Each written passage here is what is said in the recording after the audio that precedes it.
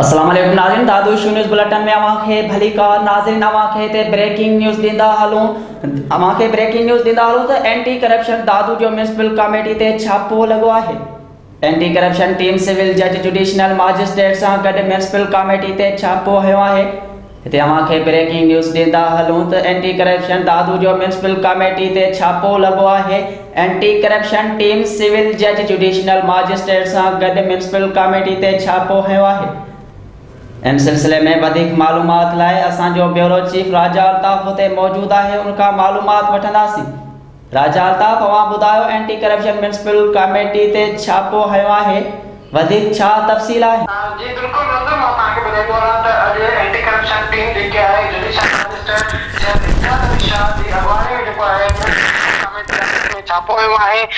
छापे दौरान जेको आहे एंटी करप्शन टीम पारां जेको आहे म्यूनिसिपल जी कॉन्टिजेंसी पेट्रोल फ्यूल जेको आहे उहो ऐं पघारनि जी मद में जेके 2017 2019 2020 जो जेको रिकॉर्ड आहे उहो पंहिंजे तहवील में वठी छॾियो आहे। उन सां गॾु मां तव्हांखे ॿुधाईंदो हलां त एंटी करप्शन जे छापे खां पोइ जेको आहे उतां जो जेको अमलो आहे उन में थरथलो मची वियो। कुझु ऑफिसर जेके हुया जंहिंमें स्टोर कीपर आहे ऐं अकाउंटेंट आहे ऐं इंजीनियर आहे, चेयरमैन आहे ऐं वाइस चेयरमैन जेके आहिनि उहे जेके आहिनि फरार थियण में कामयाब थी विया आहिनि। ऐं उते जेको आहे मौजूदु सीएमओ जेको मौजूदु हुयो उन खां टोटल जेको रिकॉर्ड आहे उहो वरितो वियो आहे।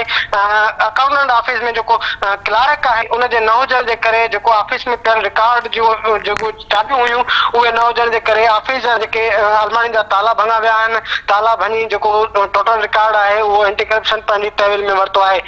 इन सां गॾोगॾु मां तव्हांखे इहो ॿुधाईंदो हलां त कुझु महीना अॻु सीएमओ ऐं चेयरमैन विच में अणबण थी हुई ऐं कुझु जेके बिल हुया उहे न जेको आहे बिलनि ते सयूं न करण जे लाइ जेको आहे इहो ज़रनि मां मालूम थियो आहे त उन जे करे अॼु जेको आहे छापो हयो वियो आहे। ऐं हिनमहिल जेको आहे असीं उहा रिकॉर्डिंग बि जेको आहे पंहिंजी दादू इशू हासिल करे वरिती आहे त एंटी करप्शन जेकी आहे टीम उन सवाल कयो त सीएम खां त जेको अॼोको जेको छापो आहे उनजी कंप्लेन कंहिं कई आहे त सीएमओ वर्दी ॾींदे इहो चयो त थी सघे थो त हुननि जे तरफ़ां जेको आहे कंप्लेन थी हुजे, छो त जेको आहे असां जेको आहे चांहि जेको आहे असीं पंहिंजे खीसे मां पीअंदा आहियूं ऐं म्यूनिसिपल कमेटी जे फंड मां असीं चांहि बि न वठंदा आहियूं।